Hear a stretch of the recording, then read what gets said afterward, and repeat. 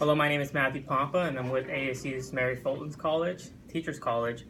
When our class was urged to talk about advocacy work in a community to combat controversial topics, right away I thought about the low Latino voter turnout from previous elections. I'm here to talk about advocacy work in our community. In recent news, the low Latino voter turnout has been a huge controversial topic. With this 2016 presidential election, there has been numerous remarks from politicians about the apathy Latinos have when it comes to voting. In the last 2012 presidential election, only about 49% of eligible Latino actually went out and voted.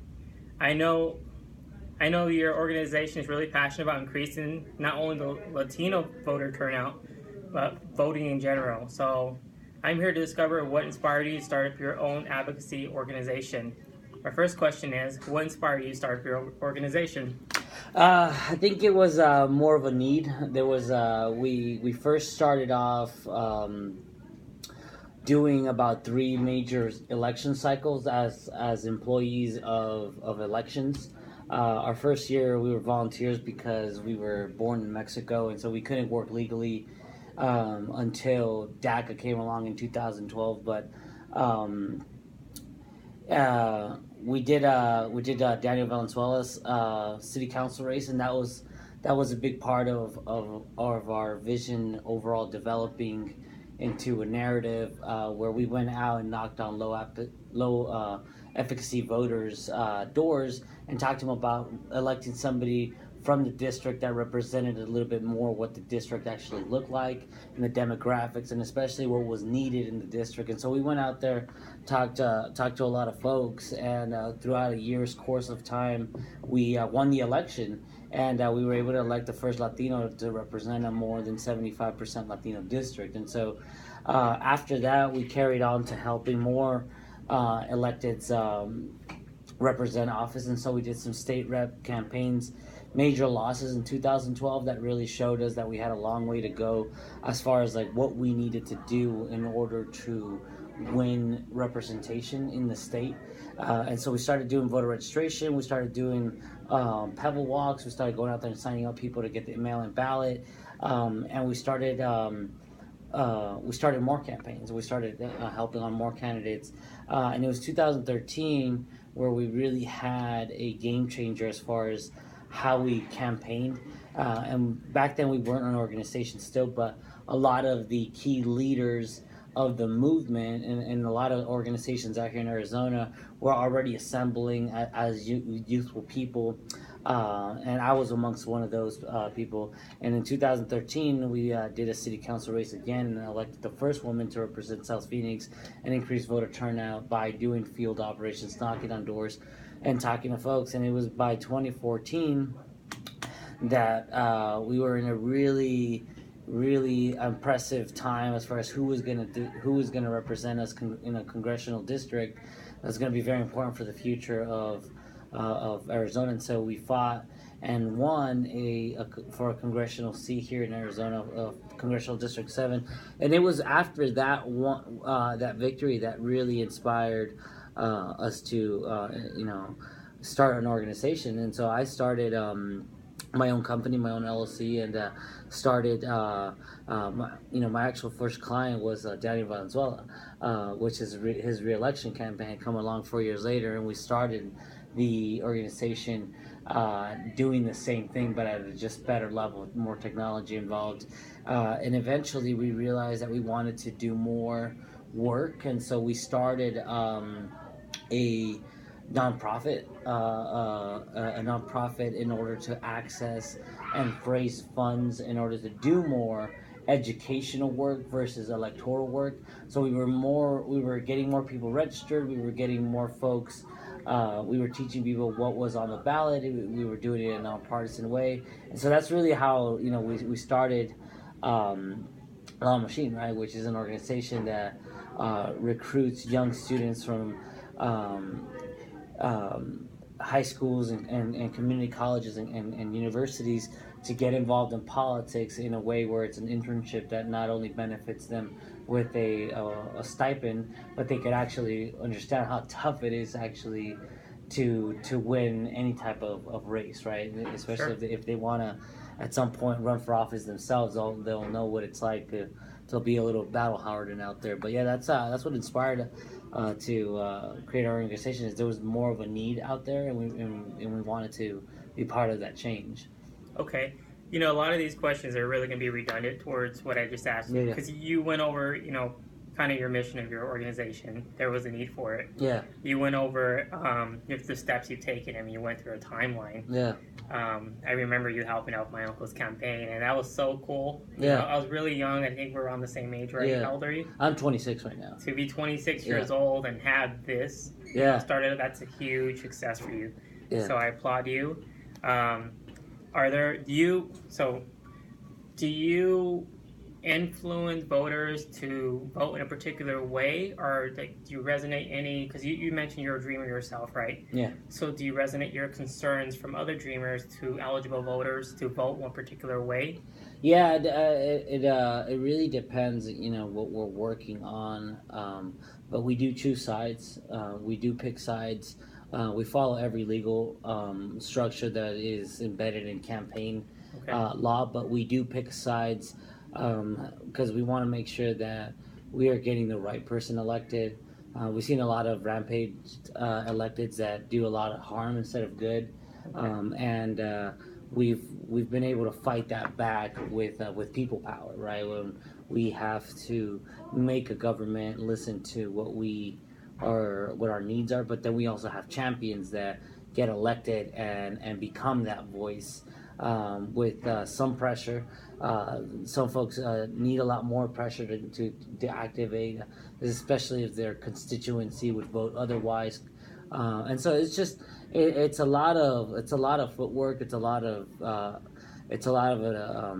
It's a big emotional process to like get folks involved in the first place, get people to stick up for their values, get people to speak up is another big issue that we work on. But yeah, that's that we do pick sides as far as like who we work for if we're working on a specific initiative. Okay. Earlier you did mention there is a stipend for your field walkers. So do you consider it more of an incentive program? Because I'm assuming you're paying some of Yeah, these yeah, field we workers. do. We do. So we hire students at $12 an hour. Okay. We also believe in what we're preaching out there. When we're talking about progressive values and people's worth, we like to start everybody off at decent wage, so they're earning enough revenue, but they're also exploring and getting involved in politics and climbing up the pipeline of leadership. I know when I first started, I put 2 years of being a volunteer, and eventually my efforts were hindered by my ability to take care of myself, get myself to the events, give a buddy a ride, but otherwise. And so we have a lot of younger students that come in. Some of them are a lot more hardened than others, and so they pick up on the leadership structure a lot easier, and they get promoted a lot faster. And that's what we more talk about it in the guidance where we're like we like people to get promoted because it allows them to grow in a leadership structure, which is what what happened with me. I first started as a volunteer, then eventually became a neighborhood organizer, eventually I became a paid field director, and then now I'm the executive director of my own organization, and that's because I always had people looking after me, and that's what we try and do here, where we got students that come in, and we give them an opportunity to shine, and they put in the work and they put in the enthusiasm, and they show the results on the field by being able to have a good conversation with the voter about a specific issue and get a support card or a signature, and that's what we really like to do. And it also helps students incredibly with their social skills Sure. because these students are in a very particular environment where they have to have by the end mastered the essence of having some courage, because you're going to people's yards, you're going to people's doors. It's a little awkward at first when you're walking up that door, you're knocking on that door, you don't know who's going to answer. Some people are rude, some people are nice, some people are scared, some people are polite, some people are ecstatic, and so you learn how to talk with different folks, and it allows for you to be more articulate with different sets of people, especially if you're bilingual, which is our number one You know, that's what we look for. We look for students that are bilingual because it makes the world of a difference when you're speaking someone's language, especially with folks that are elderly folks from Mexico that Mm-hmm. speak. They like to get things explained in Spanish.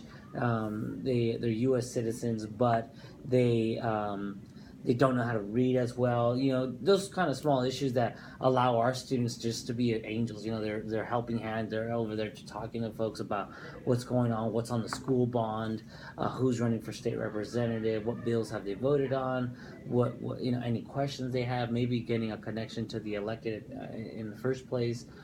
So it's that kind of resources that we provide. You know, I'm really glad you brought up ESL and ELL, which is English language learners. Yeah. Because it's a good segue for my next question. Former Arizona Governor Jan Brewer had an interview with the Boston Globe, and she was asked if she thought Latinos would play a huge part for the 2016 presidential election, and her response was, you know, in some words, no.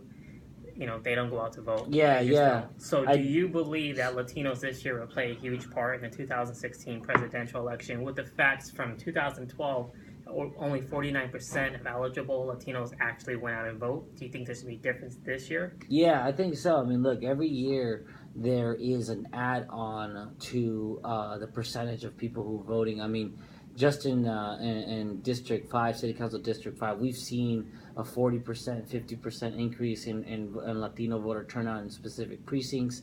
And so when you get a governor that has played nasty politics and has been a sore, you know, a person that has not been very beloved, you have her going on there and say, oh, you know, we're going to take Arizona because it's historically been a red state, other than in 1996 when President Bill Clinton took the state. Her comment is that Latinos won't vote, but you know, Latinos got a lot to vote for this year. They got to vote against Sheriff Joe Arpaio, which has been a menace in our neighborhoods, that's split up a lot of families, and so you got that effort, and you know it's easy to be at the 100,000 foot level and say comments like that, and then you got to be at the grunt level where you're knocking on doors, you're talking to folks, and they're voting. You know, they're voting because they're excited to vote in this presidential election because they got to vote for the first woman president. They got a lot on the ballot for this year, and there's a lot of groups like ours and Lucha and Case, CNL, and that are doing this work out there in the communities that are allowing people to vote. So absolutely, Latinos are voting. We're never going to see 100% attendance Sure. in any demographic when it comes down to the vote. But you know, you got a lot of younger folks turning 18. They're excited about the elections, and you know, it's been a systemic thing where we were pushed out of politics for a reason.